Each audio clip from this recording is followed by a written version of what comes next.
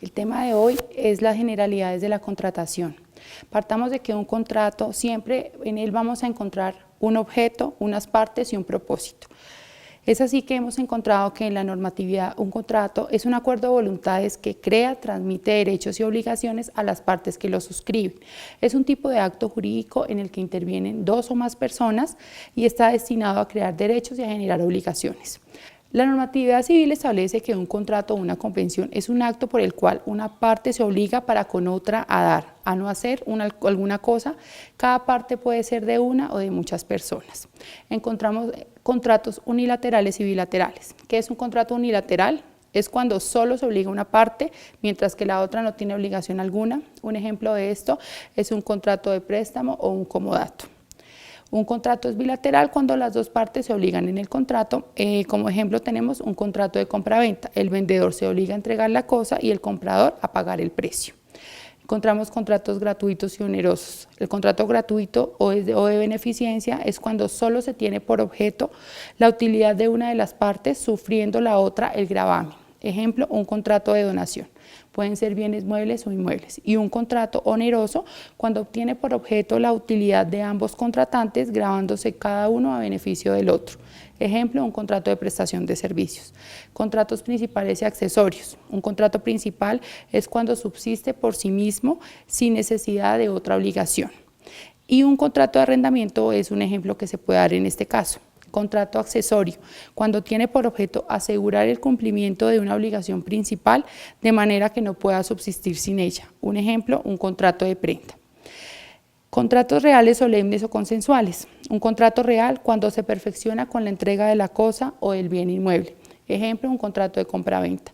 Contrato de solemne cuando está sujeto a la observancia de ciertas formalidades especiales, de manera que sin ellas no se produce ningún efecto civil.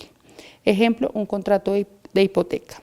Y por último, un contrato es consensual cuando se perfecciona con el consentimiento de las partes. Un ejemplo, el contrato de compra-venta. ¿Qué deben tener los contratos en general? Identificación de las partes, la justificación del contrato, el objeto, el precio o valor del contrato, la forma de pago, las obligaciones de las partes, las garantías del contrato, la duración del contrato y las causales de su terminación.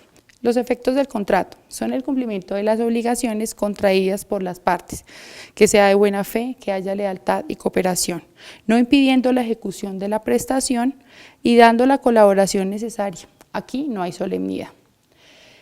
Para que un contrato sea válido debe haber el consentimiento, que es la expresión de la voluntad acorde con la finalidad del contrato.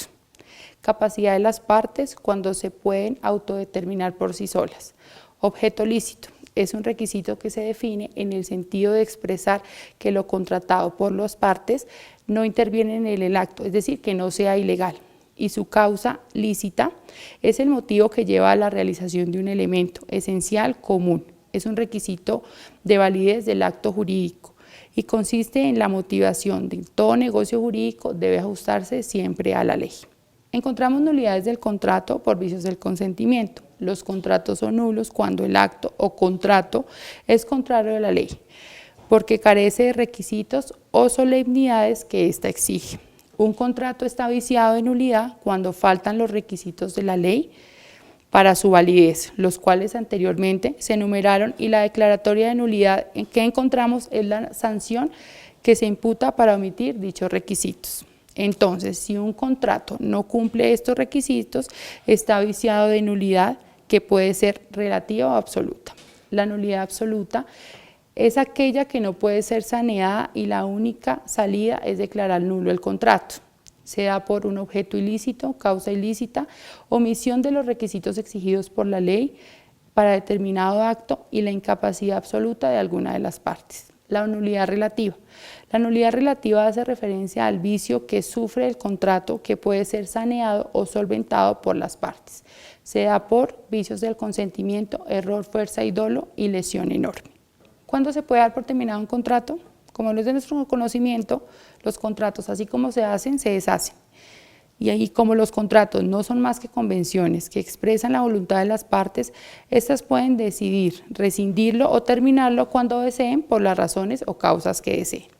El contrato también se puede rescindir cuando la ley lo determine por causas posteriores a su formación y estamos en presencia de una terminación legal.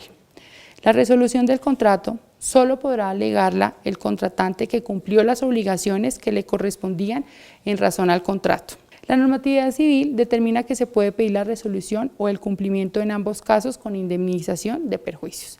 No se podrá pedir resolución del contrato cuando las obligaciones se han cumplido en lo esencial o gran parte de ellas y cuando la mora del deudor se debe al acreedor. Por último, la resolución del contrato lo extingue y produce efectos retroactivos y se suspenden los efectos futuros del mismo. Y el que incumplió el contrato debe indemnizar a la otra parte. Se da la devolución de las prestaciones recibidas y sus frutos. Muchas gracias.